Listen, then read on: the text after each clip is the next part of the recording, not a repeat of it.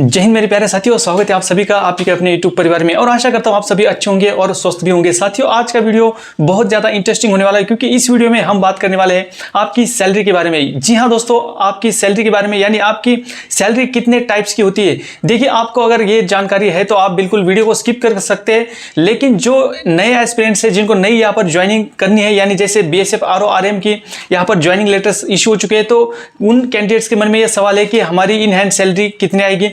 तो आपको पूरी जानकारी इस वीडियो के माध्यम से मिलने वाली है कि आपकी जो सैलरी है उसके टाइप्स कितने हैं और कितनी सैलरी आपकी इन हैंड आने वाली है और क्या क्या कटौती आपकी होती है और क्या आपको इसमें इंक्लूडिंग अलाउंसेस मिलते हैं। तो पूरी जानकारी आपको इस वीडियो में मिलने वाली है। अगर आपने ये वीडियो देख लिया तो आपको सैलरी का कंसेप्ट समझ में आ जाएगा। आप जैसे CAPF हो या अदर भी किसी जॉब में आप हो तो आपकी ये वीडियो बहुत काम की है, तो वीडियो को पूरा देखिए।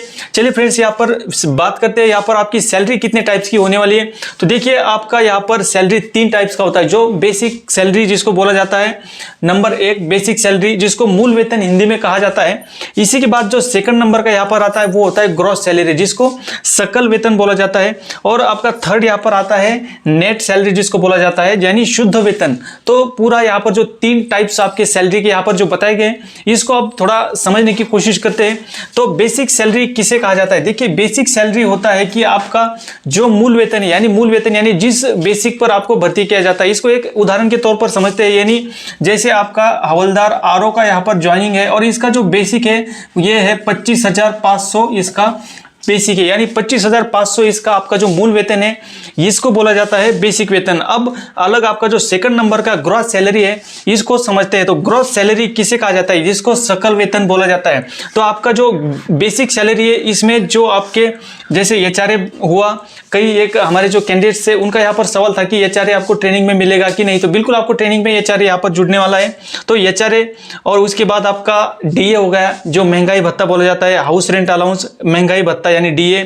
उसके बाद डेपुटेशन अलाउंस, यानी इसके बाद आप जैसे आप ज्वाइन करते हो कोई सी भी फोर्स में तो उसके बाद आपको अलग अलग जैसे NSG हो गया, SPG हो गया, अदर भी जैसे डेपुटेशन आप यहाँ से जा सकते हो। तो डेपुटेशन अलाउंस यहाँ पर प्लस होगा, अगर आप जाते हो तभी ये डेपुटेशन अलाउंस यहाँ पर लगने वाला है। इस बात को आप ध्यान दीजिएगा।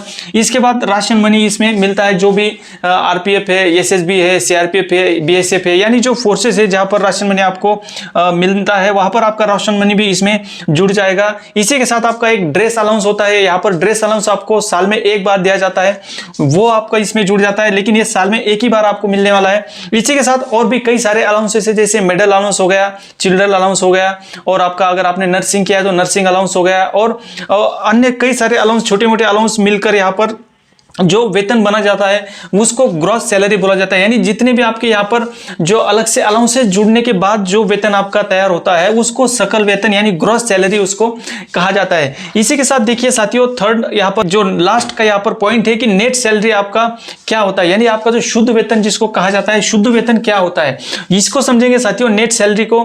तो जैसे आपका जो डिडक्शन के बाद आपके इन हैंड अकाउंट में या इन हैंड जो सैलरी आपका आएगा उसको आपको नेट सैलरी कहा जाएगा। यानी जो आपका डिडक्शन है इसमें आप इसको एग्जांपल के तौर पर समझ सकते हो, जैसे आपका GPF कटता है, उसके बाद आपका इनकम टैक्स अगर कटेगा, या आपने अगर कोई पॉलिसी करा रखी है जिसकी किस्त यहाँ पर इसी सैलरी से कटेगी, तो ये पॉलिसी की जो किस्त होगी इसको डिडक्शन करने के बाद, और जो रेजिमेंटल फंड्स होते हैं यानी जो आपके अलग अलग छोटे मोटे कुछ वो फंड्स होते हैं, आपको बाद में वो पता लग जाएगा जैसे आपकी सैलरी स्लिप यहाँ पर डाउनलोड हो जाएगी, तो उसमें ये सब फंड्स यहाँ पर डिडक्शन यहाँ पर होने वाला है।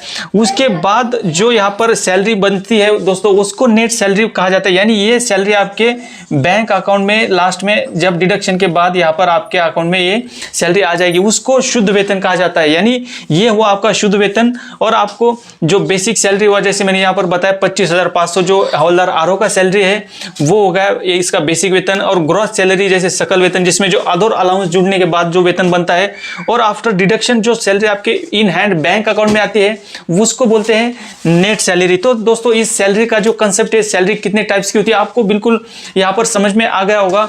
तो आशा करता हूं जो कैंडिडेट्स यहाँ पर हवलदार आरओ आरएम की ज्वाइनिंग के लिए यहाँ पर जाने वाले हैं उनको ये सैलरी का कंसेप्ट समझ में आ गया होगा और आपको सैलरी क्या क्या यहाँ पर कितनी टाइप्स की होती है, यानी आपका ये जो पूरा जो यहाँ पर बताया गया है बेसिक सैलरी, ग्रॉस सैलरी और नेट सैलरी, ये सब आपका जो वहाँ पर पे स्लिप बनने वाला है उसमें आपको ये सब शो किया जाएगा।